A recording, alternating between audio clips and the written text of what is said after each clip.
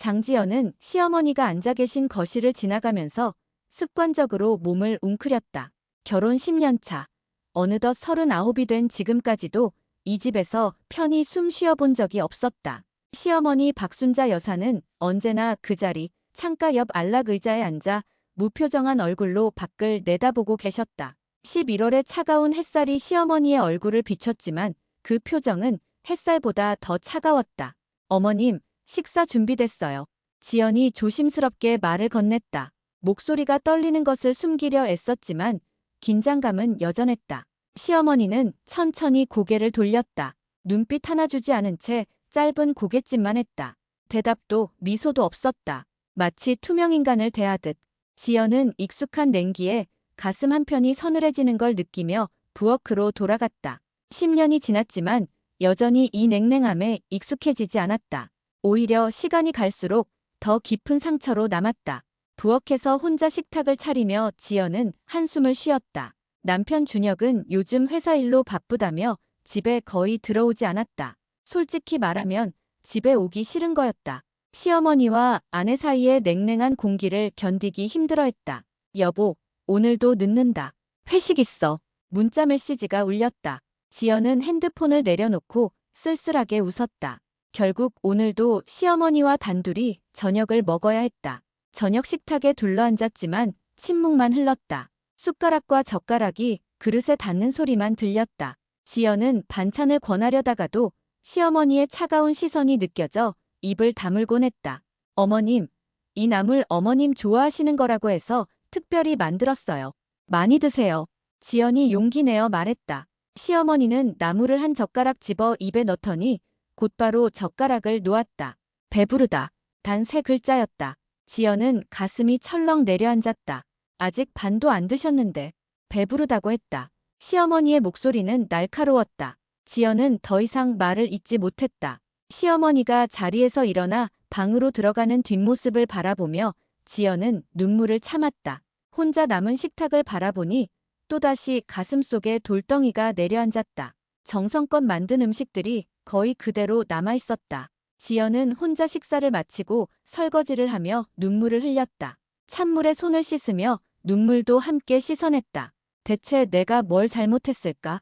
어떻게 해야 어머님이 날 받아주실까? 명절이 되면 상황은 더 심각했다. 친척들이 모이는 날이면 시어머니는 다른 며느리들에게는 다정했다. 수진아, 고생 많았어. 이리 와서 앉아. 큰 며느리에게는 웃으며 자리를 권했다. 미경아, 애들은 잘 있어? 힘들지? 작은 며느리에게는 따뜻하게 물었다. 하지만 지연에게는 눈길조차 주지 않았다. 지연이 준비한 음식을 내놓으면 그래. 한마디로 끝이었다. 칭찬도 격려도 없었다. 시누이들도 그걸 눈치채고 있었고 고모들은 수군거렸다. 둘째 며느리는 뭔가 잘못한 게 있나 봐. 언니가 저렇게 차갑게 대하시는 걸 보니 지연은 마치 투명인간이 된 듯한 외로움 속에서 하루하루를 견뎌냈다. 특히 작년 추석 때가 가장 힘들었다. 친척 회의가 있었는데 지연만 빼고 다들 모였다.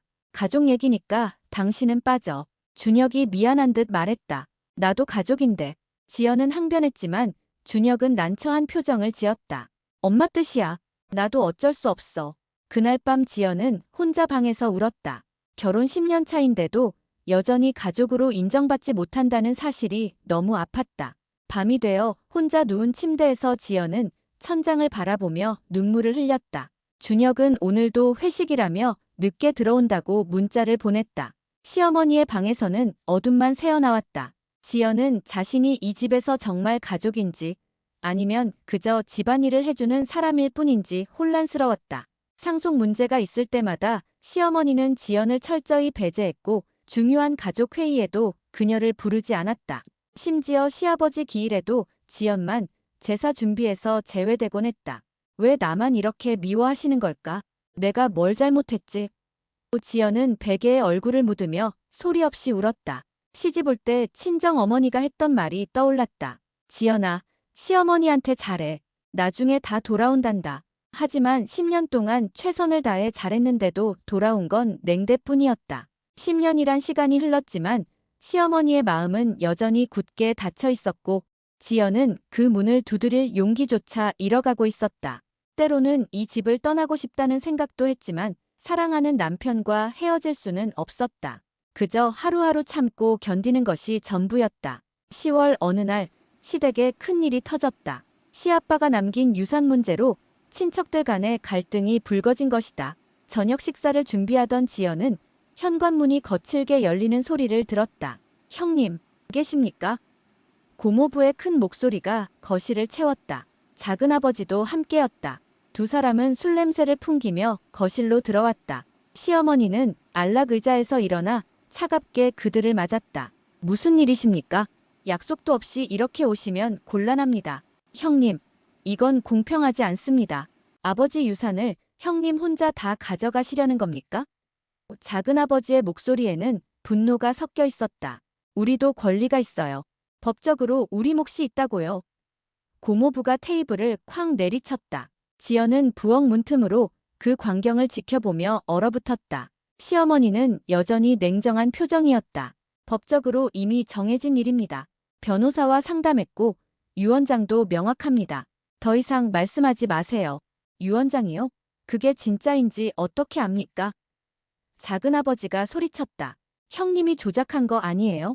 아버지가 정말 그렇게 유언하셨는지 우리가 어떻게 믿습니까? 고모부도 가세했다. 맞아요. 우리는 납득할 수 없어요. 이대로는 안 됩니다.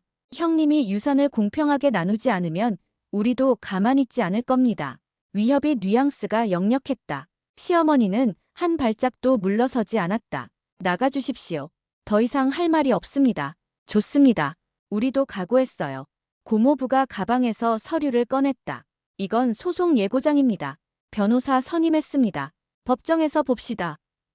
그는 서류를 테이블에 던지고 나갔다. 작은아버지도 따라 나가며 마지막으로 독을 뱉었다. 형님, 후회하실 겁니다. 우리가 얼마나 무서운지 똑똑히 보여드리죠. 문이 쾅 닫혔다. 지연은 온몸이 떨렸다. 시어머니는 소파에 주저앉아 한참을 고개를 숙이고 있었다. 지연이 거실로 나가려 했지만 시어머니가 먼저 방으로 들어가 버렸다. 그날 밤 준혁이 집에 돌아왔을 때는 이미 11시가 넘어 있었다. 시어머니가 그를 불러 한참 동안 이야기를 나눴다. 지연은 방에서 나와 복도에 서 있었지만 아무도 그녀를 부르지 않았다. 문틈으로 대화 소리가 새어나왔다. 준혁아, 이 일은 내가 알아서 처리해라. 변호사랑 잘 상의하고. 네, 엄마. 걱정 마세요. 그리고 준혁아, 중요한 얘기인데. 시어머니의 목소리가 낮아졌다. 내 아내는 이 일에 관여하지 않는 게 좋겠다. 아예 모르는 게 나아. 지연은 그 말을 듣는 순간 가슴이 무너져 내렸다. 왜? 나도 이 가족인데 왜 나만 빼는 거지? 눈물이 주체할 수 없이 흘러내렸다. 그녀는 조용히 방으로 돌아가 이불을 뒤집어 썼다. 한참 후 준혁이 방으로 들어왔다. 여보, 자. 지연은 자는 척했다. 준혁이 침대에 누우며 한숨을 쉬었다. 힘드네, 정말. 그는 곧 잠들었지만 지연은 밤새 잠을 이루지 못했다. 며칠 후 친척들이 다시 찾아왔다. 이번에는 변호사까지 동행했다. 박순자 여사님, 저는 김 변호사입니다. 50대로 보이는 변호사가 명함을 내밀었다.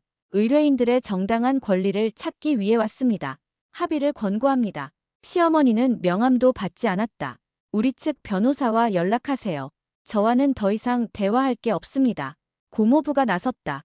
형님, 왜 이러십니까? 가족끼리 법정까지 가야 합니까? 그냥 공평하게 나누면 되잖아요. 공평하게.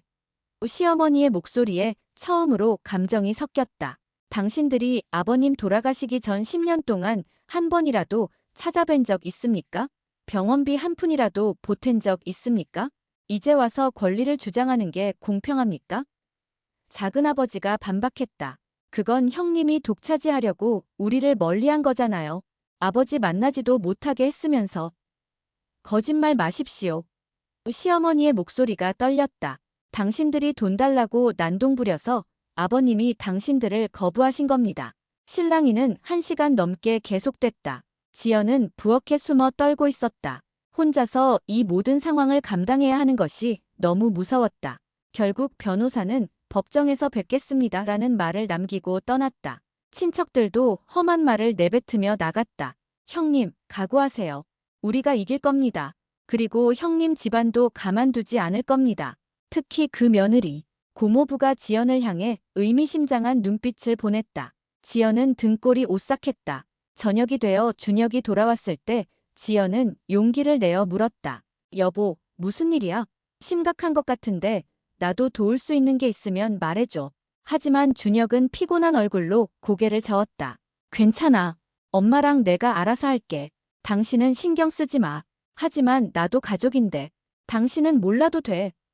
준혁이 처음으로 목소리를 높였다. 지연은 충격을 받았다. 준혁은 곧 미안해하며 말했다. 미안.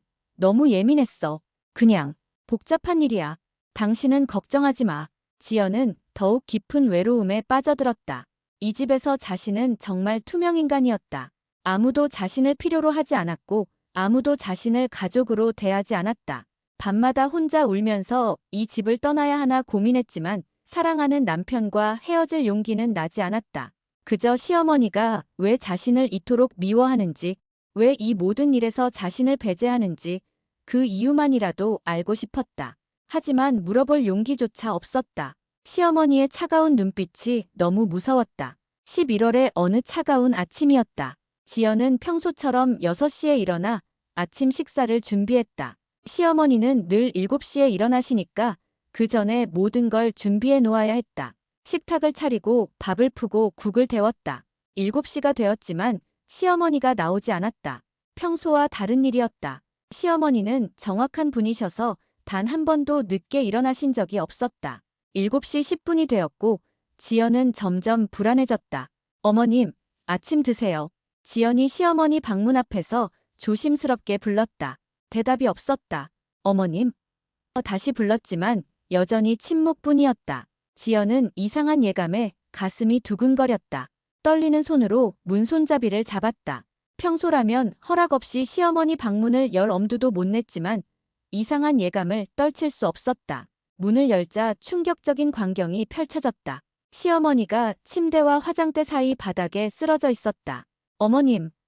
지연은 비명을 지르며 달려갔다.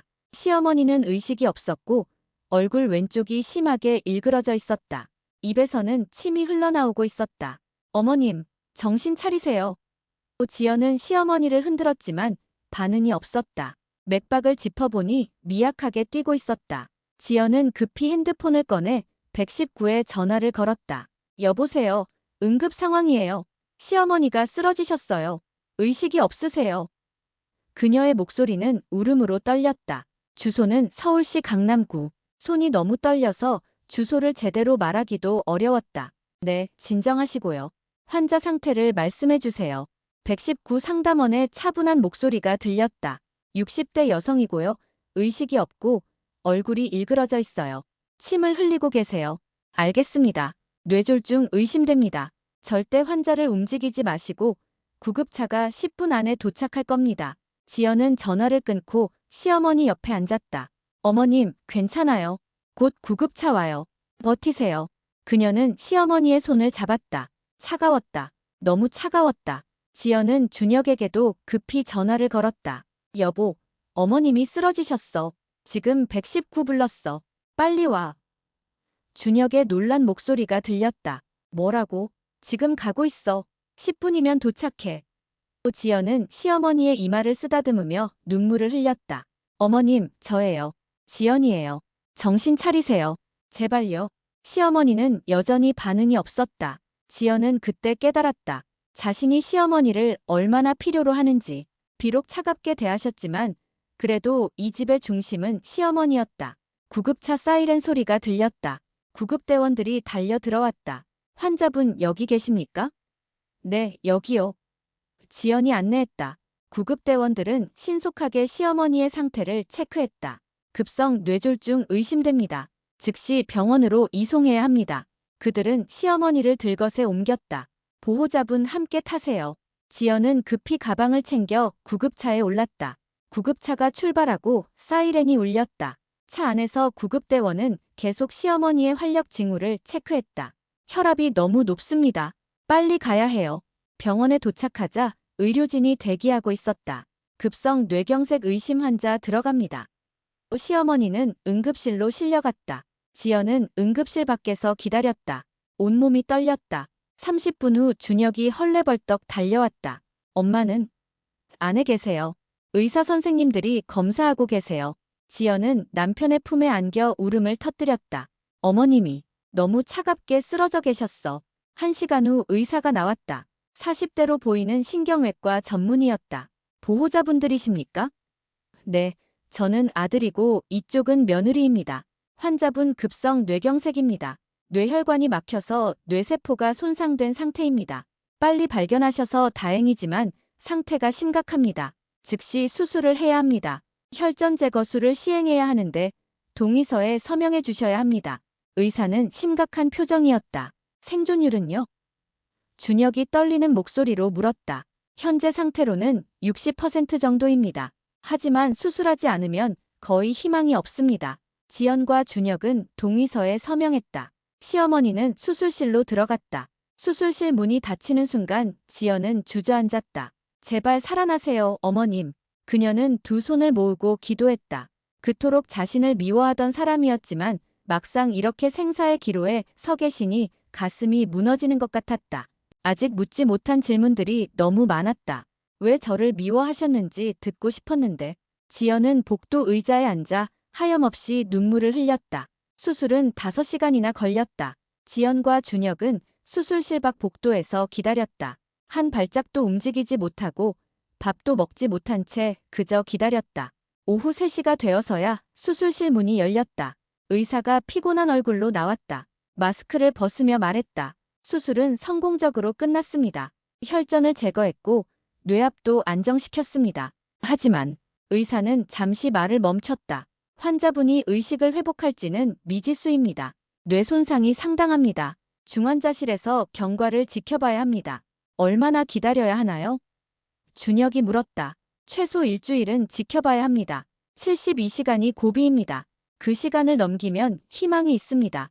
의사는 그렇게 말하고 중환자실로 들어갔다. 시어머니는 중환자실로 옮겨졌고 온몸에 튜브를 꽂은 채 기계의 의지에 숨을 쉬고 있었다. 지연은 유리창 너머로 그 모습을 바라보며 눈물을 흘렸다.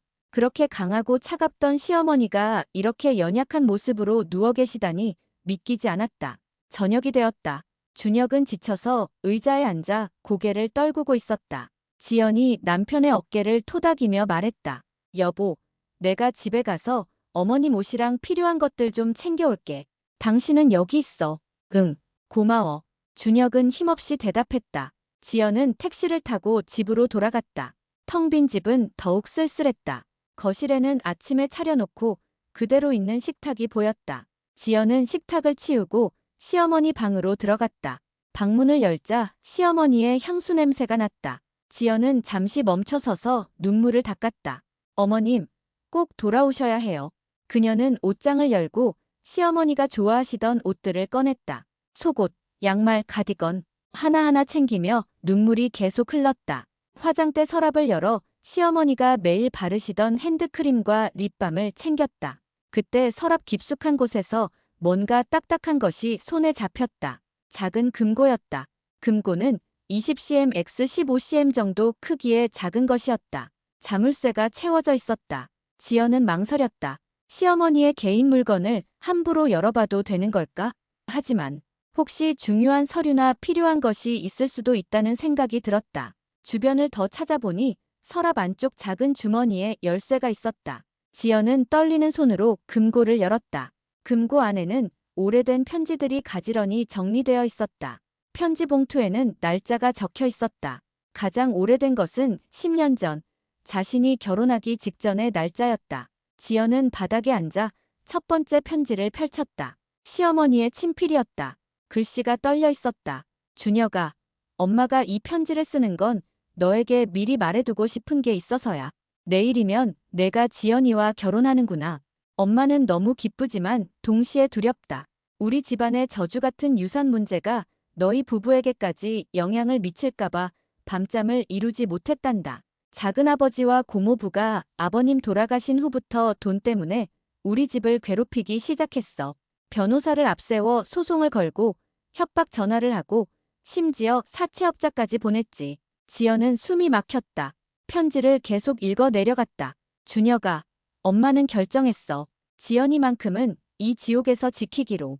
그 아이를 모든 재산 문제에서 제외시키기로 했어. 변호사 선생님과 상담했는데 며느리를 법적 상속인에서 완전히 분리하면 친척들이 그 아이를 건드릴 수 없대. 그래서 엄마는 일부러 지연이에게 차갑게 굴 거야. 친척들이 우리가 친하다는 걸 알면 지연이를 표적으로 삼을 테니까. 미안하지만 이게 그 아이를 지키는 유일한 방법이란다. 편지는 여기서 끝나지 않았다. 뒷면에는 더 많은 글이 적혀 있었다. 작은아버지가 어제 전화했어. 형님, 그 며느리 참 예쁘더군요. 혹시 재산 문제로 뭐 잘못되면 그 며느리한테도 피해가 갈 수 있습니다. 조심하세요. 이건 명백한 협박이었어. 엄마는 그날 밤 한숨도 못 잤어. 지연이에게 무슨 일이 생기면 어쩌나. 그래서 결심했어. 차라리 내가 악역을 맡기로. 지연이가 나를 미워하게 만들기로. 그래야 친척들이 지연이를 건드리지 않을 테니까. 지연은 편지를 읽으며 눈물이 쏟아졌다. 시어머니가 자신을 미워한 게 아니었다. 보호하려 했던 것이다. 지연은 다음 편지를 펼쳤다. 이것은 5년 전에 쓰인 것이었다. 지연이가 오늘 나에게 생일 선물을 줬어. 손수 짠 목도리였어. 어머님, 사랑해요라는 카드도 함께. 나는 그 선물을 받으면서 고맙다는 한마디도 못하고 방으로 들어와 버렸어.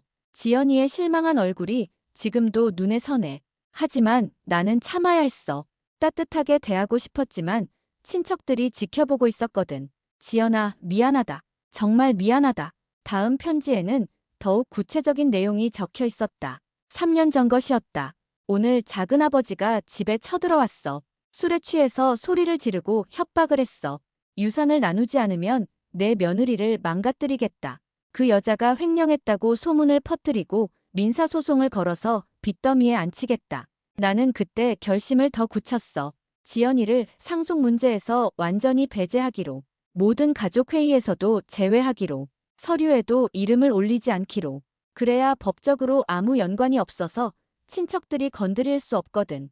금고 안에는 변호사 사무실에서 온 서류들도 있었다.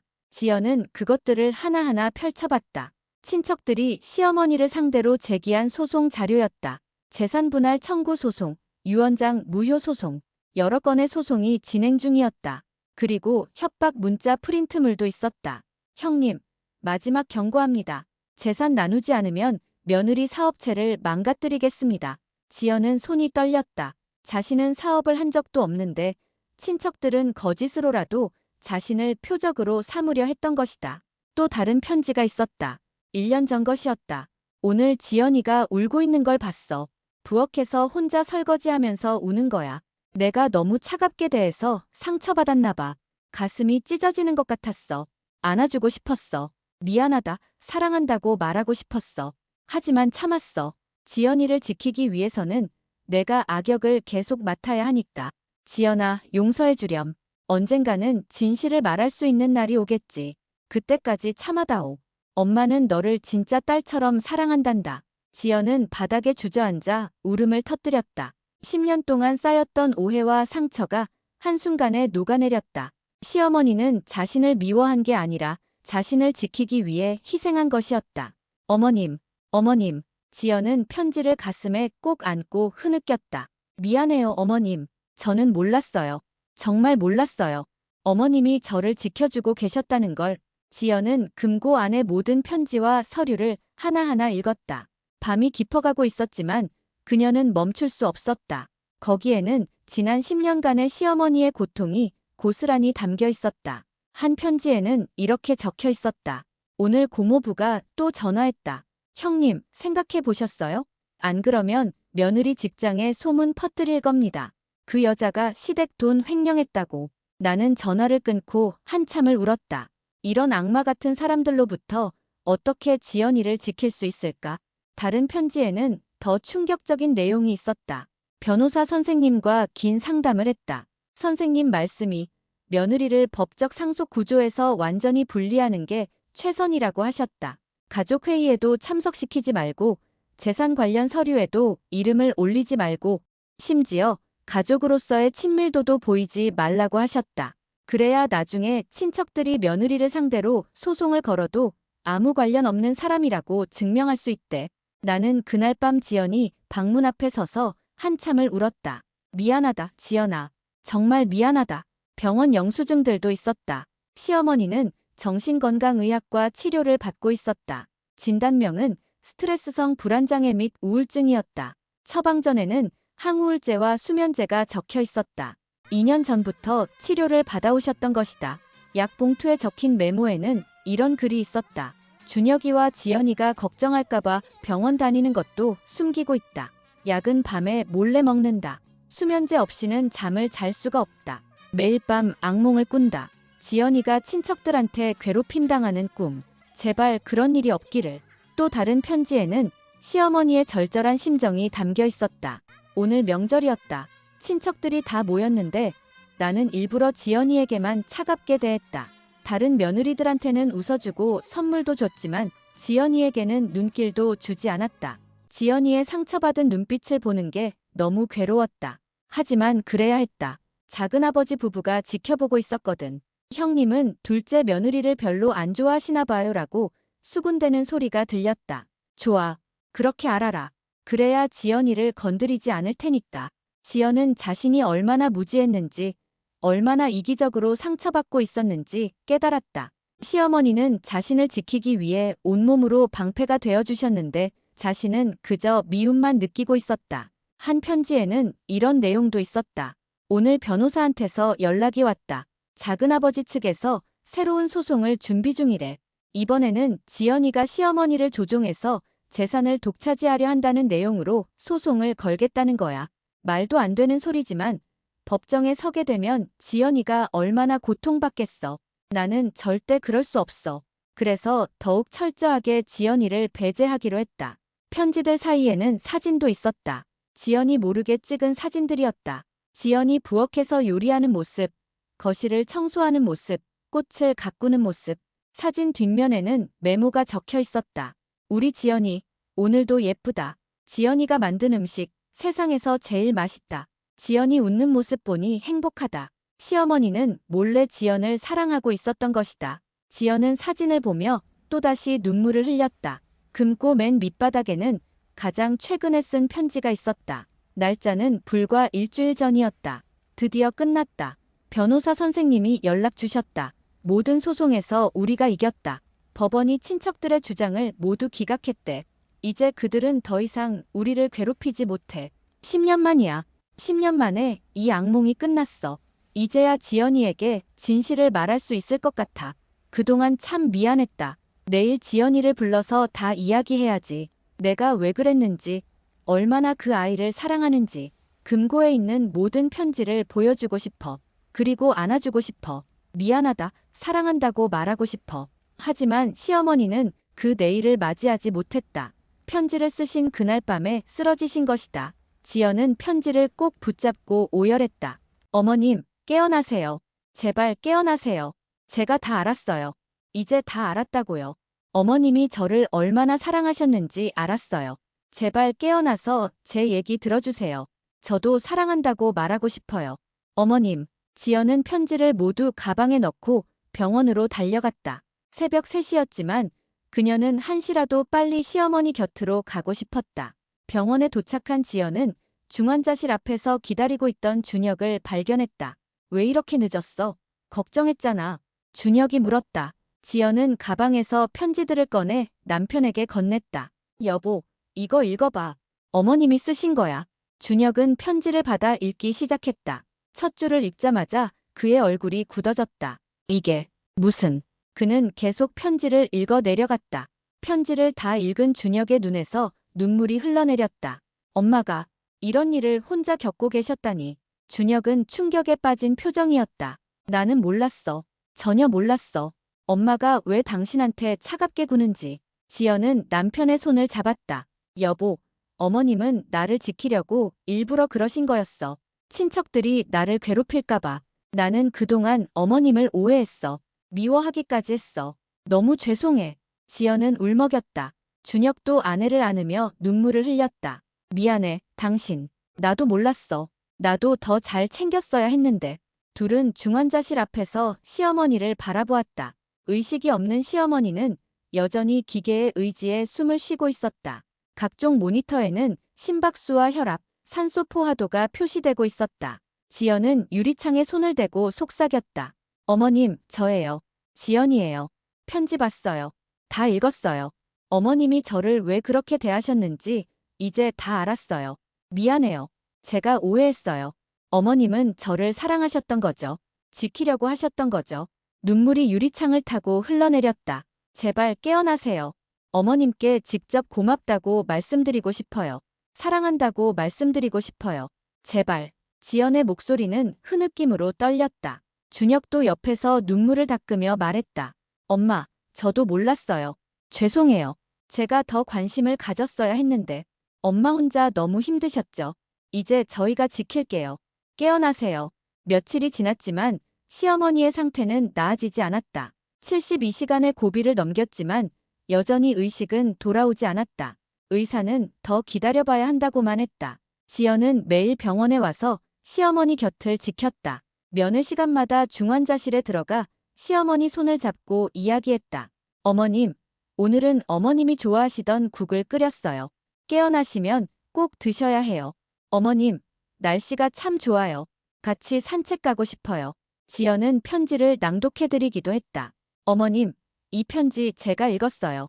지연이가 오늘 나에게 생일 선물을 줬어. 손수 짠 목도리였어. 기억나세요? 5년 전 어머님 생일이었죠. 저는 그때 어머님이 제 선물을 좋아하지 않으신 줄 알았어요. 하지만 어머님은 좋아하셨던 거죠. 그 목도리, 아직 간직하고 계시죠? 깨어나시면 그 목도리 두르고 같이 사진 찍어요. 지연은 시어머니의 손을 꼭 잡았다. 여전히 차가웠지만 이제는 그 차가움 속에 담긴 따뜻함을 느낄 수 있었다. 일주일이 지났다. 지연은 거의 병원에서 살다시피 했다. 준혁도 회사를 쉬고 병원을 지켰다. 어느 날 밤, 지연은 혼자 중환자실 앞에 앉아 있었다. 준혁은 잠깐 집에 들러 옷을 가지러 갔다. 밤 10시, 병원은 조용했다. 지연은 유리창 너머로 시어머니를 바라보며 중얼거렸다. 어머님, 제가 이제 알았어요. 사랑이 꼭 따뜻한 모습으로만 오는 게 아니라는 걸, 때로는 차가운 얼굴로, 냉정한 말로 오기도 한다는 걸. 어머님의 차가움은 사실 가장 뜨거운 사랑이었어요. 감사해요, 어머님. 그때였다. 간호사가 급히 나왔다. 보호자분, 환자분 손가락이 움직였어요. 지연은 벌떡 일어났다. 정말요? 네, 빨리 들어오세요. 지연은 중환자실로 뛰어들어갔다. 시어머니의 오른손 검지가 미세하게 떨리고 있었다. 어머님, 저 보이세요? 저예요, 지연이에요. 지연은 시어머니의 손을 잡았다. 그 순간 시어머니의 눈꺼풀이 천천히 떨렸다. 어머님, 깨어나세요. 제발. 의사가 달려왔다. 신경반사 검사를 하고 눈에 빛을 비추고 각종 반응을 체크했다. 의식이 돌아오고 있습니다. 좋은 징조입니다. 계속 말을 걸어주세요. 지연은 눈물을 흘리며 시어머니께 말했다. 어머님, 편지 다 읽었어요. 어머님이 얼마나 저를 사랑하셨는지 알았어요. 감사해요. 정말 감사해요. 이제 제가 어머님을 지킬게요. 깨어나세요. 시어머니의 눈꺼풀이 조금씩 열렸다. 흐릿한 눈동자가 지연을 향했다. 지연. 아주 작은 목소리였지만 분명히 들렸다. 지연은 시어머니의 손을 자신의 뺨에 가져다 대며 울었다. 네, 어머님. 여기 있어요. 제가 여기 있어요. 시어머니가 의식을 되찾은 후 며칠간 회복실에서 치료를 받았다. 말하기는 여전히 힘들었지만 조금씩 나아지고 있었다. 지연은 하루도 빠짐없이 병원을 찾았다. 아침에는 어머님이 좋아하시는 미역국을 끓여왔고 저녁에는 과일을 깎아드렸다. 시어머니는 지연의 손을 놓지 않았다. 10년 만에 처음으로 며느리의 손을 꼭 잡고 계셨다. 어느 날 오후, 병실에는 둘만 있었다. 준혁은 회사에 잠깐 들렀다가 올 예정이었다. 지연이 사과를 깎아드리고 있을 때 시어머니가 떨리는 목소리로 말했다. 지연아. 지연은 고개를 들어 시어머니를 바라봤다. 네, 어머님. 미안하다. 시어머니의 눈에서 눈물이 흘러내렸다. 정말 미안하다. 지연은 급히 손을 씻고 시어머니 곁으로 다가갔다. 어머님, 괜찮아요. 이제 다 알았어요. 아니야. 내가 너한테 너무 잔인했어. 시어머니는 힘겹게 말을 이었다. 10년 동안 한 번도 따뜻하게 대해주지 못했어. 지연은 시어머니의 손을 꼭 잡았다. 어머님, 편지 다 읽었어요. 어머님이 저를 지키려고 그러신 거 알아요. 친척들로부터 저를 보호하시려고. 그래도 너무 힘들었지. 시어머니가 지연의 뺨을 쓰다듬었다. 그 손길은 떨렸지만 따뜻했다. 엄마가 너를 얼마나 사랑하는지 알아주었으면. 알아요, 어머님. 다 알아요. 지연은 울음을 터뜨렸다. 이제 알았어요. 어머님의 차가움이 사실은 가장 뜨거운 사랑이었다는 걸. 어머님이 저를 지켜주셨던 거 알아요. 감사해요. 정말 감사해요. 시어머니도 눈물을 흘렸다. 모녀는 그렇게 한참을 안고 울었다. 10년 동안 쌓였던 오해의 벽이 무너지는 순간이었다. 너만은 이 지옥에서 살게 하고 싶지 않았어. 시어머니가 계속 말했다. 친척들이 너를 괴롭힐까봐 너무 무서웠단다. 어머님, 괜찮아요. 이제 다 끝났잖아요. 소송도 이기셨고 친척들도 더 이상 못 괴롭히잖아요. 그래, 이제야 너한테 따뜻하게 대할 수 있게 됐어. 시어머니는 희미하게 미소 지었다. 10년 만에 처음으로 지연에게 보여주는 진심 어린 미소였다. 지연아, 너는 내 진짜 딸이야. 시어머니가 지연의 손을 꼭 잡았다. 처음부터 끝까지 내 소중한 딸이었어. 어머님, 지연은 시어머니의 손에 입을 맞추었다. 저도 어머님을 사랑해요. 정말 사랑해요. 이제부터 제가 어머님을 지킬게요. 제가 곁에 있을게요. 시어머니는 고개를 끄덕였다. 고맙다. 정말 고맙다. 내가 우리 집에 와줘서. 준혁이 병실에 들어왔을 때 두 사람은 손을 잡고 조용히 이야기를 나누고 있었다. 준혁은 그 모습을 보며 미소 지었다. 드디어 어머니와 아내가 화해한 것이다. 준혁도 어머니의 다른 손을 잡고 말했다. 엄마, 죄송해요. 제가 더 잘 챙겨드렸어야 했는데.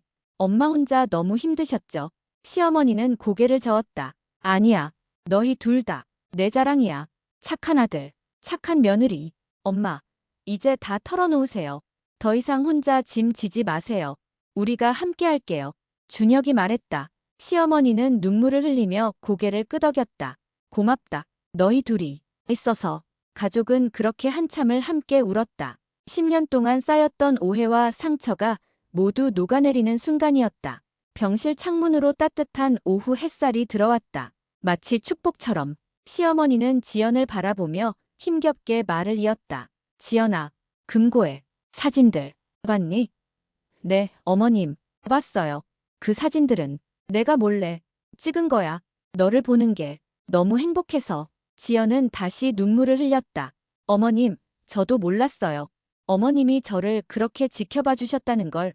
너는 언제나 예뻤어. 내 자랑스러운 딸이었어. 어머님, 이제부터 제가 어머님께 잘할 거예요. 진짜 딸처럼요. 아니, 진짜 딸보다 더 잘할 거예요. 지연이 말했다. 시어머니는 지연의 머리를 쓰다듬었다. 너는 이미 충분히 잘했어. 고마워. 그날 저녁, 지연은 집에 가서 시어머니가 좋아하시던 음식들을 정성껏 만들었다. 다음 날 병원에 가져가려고. 그리고 시어머니 방을 깨끗이 정리했다. 어머님이 퇴원하시면 편하게 쉬실 수 있도록. 지연은 마음속으로 다짐했다. 앞으로는 제가 어머님을 지킬 거예요. 어머님이 저를 지켜주셨던 것처럼. 시어머니는 한 달 후 퇴원했다. 비록 예전처럼 건강하지는 않았지만 많이 회복되셨다. 집으로 돌아온 시어머니는 거실을 둘러보며 감회에 젖었다. 집이 참 좋구나. 지연은 시어머니를 부축해 소파에 앉혔다. 어머님, 편하게 앉으세요. 제가 차 끓여올게요. 고맙다, 우리 딸. 시어머니가 지연의 손을 잡았다. 지연은 그 말을 듣는 순간 가슴이 벅차올랐다. 우리 딸이라니. 10년 만에 처음 듣는 말이었다. 그날부터 집안 분위기가 완전히 달라졌다. 시어머니는 이제 지연에게 먼저 말을 걸고 웃어주고 안아주었다. 아침마다 잘 잤니? 라고 물어보고 저녁에는 함께 TV를 보며 이야기를 나눴다. 지연은 비로소 진짜 가족이 된 것 같았다. 시어머니는 지연에게 요리를 가르쳐 주었다. 이 김치찌개는 말이야. 된장을 조금 넣으면 더 깊은 맛이 나. 어머님, 이렇게요? 그래, 잘하네. 역시 우리 지연이는 뭐든 잘해. 시어머니는 가족의 역사도 들려주었다. 너희 아빠는 6.25 때 월남하셨단다. 아무것도 없이 맨손으로 오셔서 이만큼 일구셨지. 그래서 재산이 아깝다기보다는 아빠의 고생이 헛되지 않기를 바랐던 거야. 지연은 시어머니의 이야기를 들으며 고개를 끄덕였다. 이제야 시댁 식구들을 진정으로 이해할 수 있게 되었다. 계절이 바뀌어 봄이 왔다. 시어머니와 지연은 함께 정원에 꽃을 심었다. 이 장미는 내가 좋아하는 빨간색이야. 시어머니가 말했다. 어머님이 제가 빨간 장미 좋아하는 거 어떻게 아셨어요? 알지. 내가 처음 우리 집에 왔을 때 빨간 장미 꽃다발을 들고 왔잖니. 나는 다 기억하고 있어. 지연은 감동했다. 시어머니는 언제나 자신을 지켜보고 계셨던 것이다. 여름이 오고 시어머니의 건강이 조금씩 나빠지기 시작했다. 뇌졸중 후유증이었다. 의사는 나이가 있으셔서 회복이 쉽지 않다고 했다. 지연은 시어머니를 더욱 정성껏 돌봤다. 매일 아침 약을 챙겨드리고 산책을 함께하고 밤에는 책을 읽어드렸다. 시어머니는 지연의 손을 잡으며 말했다. 지연아, 나는 정말 행복해. 내가 있어서. 저도 행복해요, 어머님. 어머님이 계셔서. 가을이 왔다. 단풍이 아름답던 어느 날, 시어머니는 지연을 부르셨다. 지연아, 이리 와서 앉아봐. 지연은 시어머니 옆에 앉았다. 시어머니는 지연의 손을 잡고 말했다. 나는 이제 많이 늙었구나. 언제까지 너희 곁에 있을지 모르겠어. 하지만 한 가지는 확실해. 내가 우리 집에 와준 게 내 인생 최고의 축복이었다는 것. 어머님, 너를 지키려고 차갑게 굴었던 그 시간들이 후회되지만 그 덕분에 너를 지켜낼 수 있었어. 그리고 이렇게 진심을 나눌 수 있게 됐잖니. 고맙다, 우리 딸. 겨울이 왔다. 시어머니는 점점 약해지셨다. 침대에 누워 계시는 시간이 많아졌다. 지연은 시어머니 방 옆에서 잤다. 언제든 필요하실 때 달려가기 위해. 어느 추운 밤, 시어머니가 조용히 지연을 불렀다. 지연아. 네, 어머님. 여기 있어요. 지연이 시어머니의 손을 잡았다. 고맙다. 정말 고맙다. 내가 내 딸이 되어줘서. 어머님, 무슨 말씀을. 제가 더 감사하죠. 저를 지켜주셔서. 이제 엄마는 편히 쉬어도 되겠지. 시어머니의 목소리가 점점 작아졌다. 어머님, 무슨 소리세요? 아직 우리 함께 해야 할 일이 많아요. 지연아, 사랑한다. 저도 사랑해요, 어머님. 정말 사랑해요. 시어머니는 미소를 지으며 천천히 눈을 감았다. 그리고 평온한 얼굴로 잠드셨다. 영원히. 지연은 시어머니의 손을 잡고 한참을 울었다. 준혁도 어머니 옆에서 무릎을 꿇고 울었다. 엄마, 편히 쉬세요. 사랑했어요. 밖에는 하얀 눈이 내리고 있었다. 마치 시어머니의 영혼이 하늘로 올라가는 것 같았다. 장례식에는 많은 사람이 찾아왔다. 고모부와 작은아버지도 왔다. 그들은 지연에게 고개를 숙였다. 죄송합니다. 우리가 너무 못됐습니다. 지연은 그들을 용서했다. 시어머니가 그랬듯이 지연도 이제 가족의 중심이 되어 모두를 품을 수 있게 되었다. 장례를 치르는 동안 많은 사람들이 시어머니를 추억했다. 강하신 분이셨어. 가족을 위해 모든 걸 희생하신 분이었어. 지연은 그 말들을 들으며 고개를 끄덕였다. 정말 그러셨다. 장례를 마친 후 지연은 시어머니의 편지들을 정성스럽게 정리했다. 예쁜 액자 3개를 준비해서 가장 의미 있는 편지들을 넣었다. 거실벽에 걸었다. 가운데 액자에는 제일 큰 글씨로 어머님의 사랑이라는 제목을 붙였다. 그 액자를 볼 때마다 지연은 시어머니의 희생과 사랑을 기억했다. 지연은 이제 시어머니가 하시던 것처럼 준혁을 돌보고 집안을 꾸렸다. 그리고 언젠가 자신도 어머니가 되면 시어머니처럼 자식을 지키기 위해 무엇이든 할 것이라고 다짐했다. 비록 차갑게 보일지라도 그 안에 담긴 사랑은 결코 식지 않는다는 것을 이제는 알기에 시간이 흘러 지연도 임신을 했다. 아들이었다. 지연은 아들의 이름을 시어머니와 상의해서 지으려 했던 이름으로 지었다. 아들을 안고 시어머니의 액자 앞에 섰다. 어머님 보세요. 손자예요. 어머님이 사랑하시던 우리 아들이 아빠가 됐어요. 저는 이 아이에게 할머니 이야기를 많이 해줄 거예요. 할머니가 얼마나 강하고 사랑이 넘치는 분이셨는지, 할머니가 어떻게 저를 지켜주셨는지. 아들이 자라서 물었다. 엄마, 할머니는 어떤 분이셨어? 지연은 아들을 안고 액자를 가리켰다. 할머니는 말이야. 세상에서 가장 강한 분이셨어. 그리고 가장 사랑이 깊은 분이셨지. 할머니는 엄마를 지키기 위해 차갑게 행동하셨지만 그게 사실은 가장 뜨거운 사랑이었단다. 엄마도 나를 그렇게 사랑해. 그럼 엄마는 너를 지키기 위해서라면 뭐든지 할 거야. 할머니가 엄마를 지켜주셨던 것처럼 저녁마다 지연은 시어머니의 액자 앞에서 기도했다. 어머님, 오늘도 잘 보냈어요. 어머님이 사랑하신 이 집을 잘 지키고 있어요. 어머님이 지켜주신 저도 잘 살아가고 있고요. 손자도 건강하게 자라고 있어요. 어머님, 보고 싶어요. 사랑해요.